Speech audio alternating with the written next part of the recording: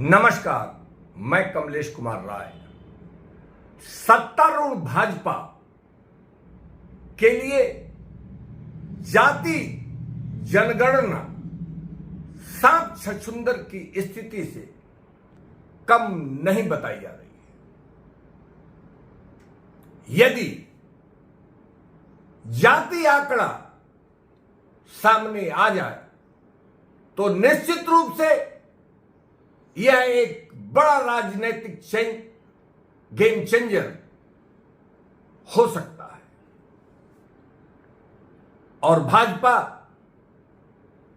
किसी भी हालत में इस कठिन डगर पर चलने के लिए तैयार नहीं दिखती। हालांकि इंडिया गठबंधन से लेकर खुद भाजपा के नेतृत्व वाली एनडीए में भी तमाम ऐसे राजनीतिक दल हैं जिन्हें इस जाति जनगणना से फायदा होने की संभावना दिख रही है। मसलन बिहार में चाहे राष्ट्रीय जनता दल हो, नीतीश की जनता दल यूनाइटेड हो, या उत्तर प्रदेश में समाजवादी पार्टी जो इंडिया गठबंधन के सदस्य हैं, वहीं एनडीए में शामिल उत्तर प्रदेश में ओम प्रकाश राजभर से लेकर अपना दल और बिहार में चिराग पासवान से लेकर तमाम छोटे छोटे दल जाति जनगणना के पक्ष में हैं। लेकिन भाजपा इस जाति जनगणना पर अपना रुख स्पष्ट करने को तैयार नहीं है और जिसके चलते एनडीए में शामिल उनके सहयोगी भी मुखर होकर इस पर अपनी बात कहने से बचते देखे जा रहे हैं। सवाल यह जरूर है कि 1931 में अंग्रेजों के जमाने में जनगणना कराई गई थी। इतने लंबे समय तक यानी 2023 में भी यदि हम राष्ट्रीय जनगणना की बात न करें और इतने पुराने आंकड़े को ढोने की वजह क्या है, इस पर यदि विचार न किया जाए तो यह भी समझ से परे नहीं है। 2011 में केंद्र में कांग्रेस की सरकार के द्वारा राष्ट्रीय जनगणना कराई गई थी, लेकिन न तो कांग्रेस के द्वारा अपने कार्यकाल में इसे सार्वजनिक किया गया और न ही 2014 में भाजपा सत्तारूढ़ होने के बाद ही इस आंकड़े को सार्वजनिक करने का काम किया गया। बताया जाता है कि इस 2011 के सर्वे में लगभग 5,000 करोड़ रुपए खर्च किए गए, जबकि चंद्रयान चंद्रमा पर जाने के लिए 600 करोड़ रुपए ही खर्च किए जा सके हैं। 2017 में भाजपा सरकार के द्वारा रोहिणी कमीशन का गठन किया गया।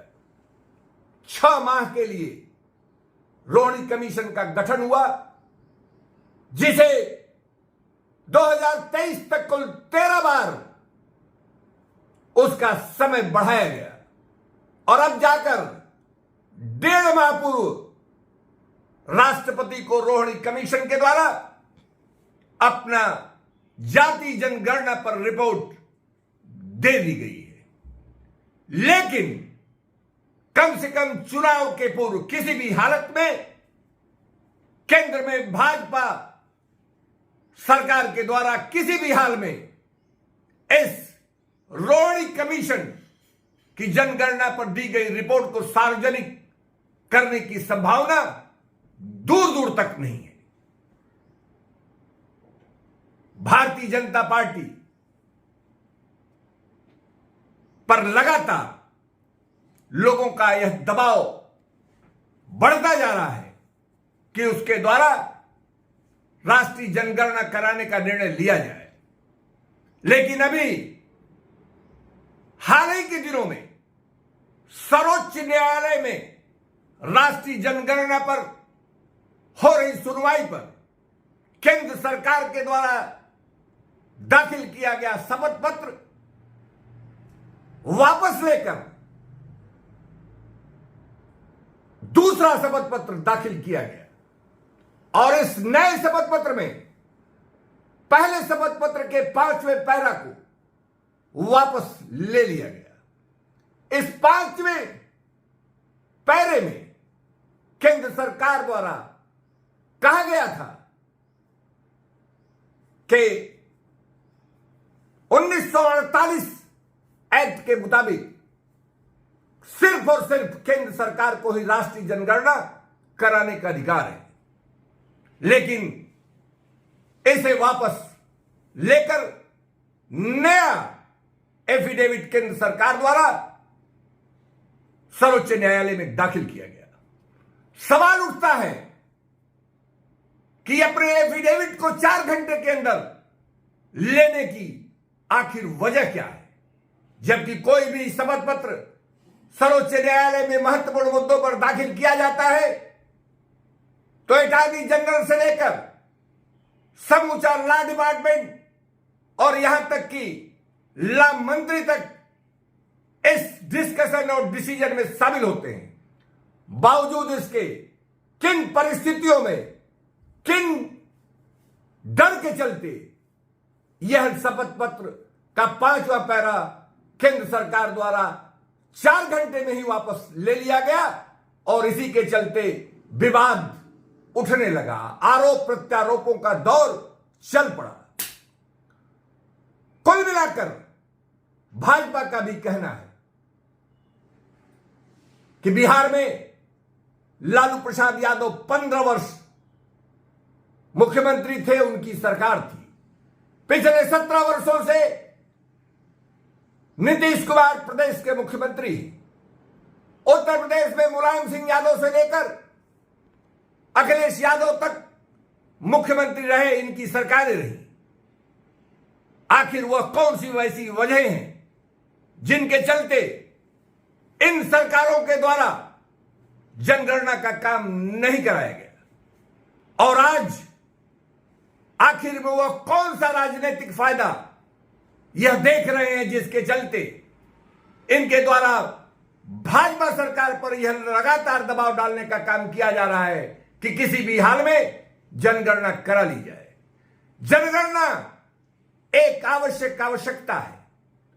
जनगणना के चलते ही जाति आंकड़ों के आधार पर ही स्कूलों में प्रवेश से लेकर नौकरियों से लेकर चुनावी आरक्षण तक के लिए जाति गणना की जानकारी होनी जरूरी होती है। बावजूद इसके 1931 में पिछड़े वर्ग की संख्या जहां 52% बताई जाती है, वहीं वर्तमान में 55% से भी ज्यादा इसकी होने की संभावना जताई जा रही है। कुल मिलाकर राष्ट्रीय जनगणना एक आवश्यकता है। इस पर सारे दल एक साथ एक मत कब होते हैं?